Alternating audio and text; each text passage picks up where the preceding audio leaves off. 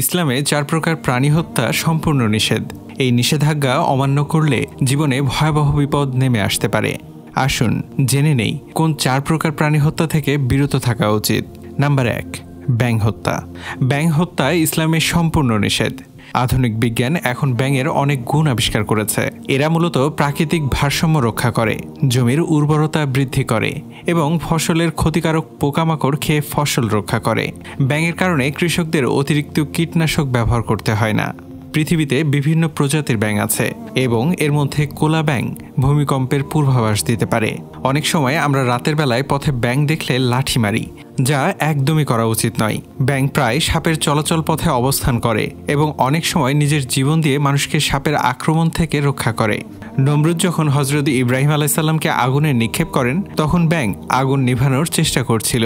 জিবরাইল আলাইসাল্লাম যখন ব্যাঙকে এর কারণ জিজ্ঞাসা করেন, তখন ব্যাঙ বলে, আমি জানি আমার ক্ষুদ্র প্রচেষ্টায় এই বিশাল আগুন নিভবে না, তবে আমি আল্লাহকে দেখাতে চাই যে আমি নমরুদের পক্ষে নই, বরং ইব্রাহিম আলাইসাল্লামের পক্ষে। এই কারণেই ব্যাঙের প্রস্রাবকে পবিত্র বলে গণ্য করা হয়। নাম্বার 2 রয়েছে পিঁপড়া। হ্যাঁ, আপনি ঠিকই শুনেছেন, পিঁপড়াও আল্লাহর জিকির করে এবং ক্ষমা প্রার্থনা করে। রাসূল সাল্লাল্লাহু আলাইহি সাল্লাম বলেছেন, যে ব্যক্তি মানুষকে ধর্মীয় জ্ঞান শিক্ষা দেয়, তার জন্য ফেরেশতা সহ আসমান জমিনের সকল প্রাণী, এমনকি পিঁপড়া ও মাছ পর্যন্ত তার জন্য দোয়া করতে থাকে।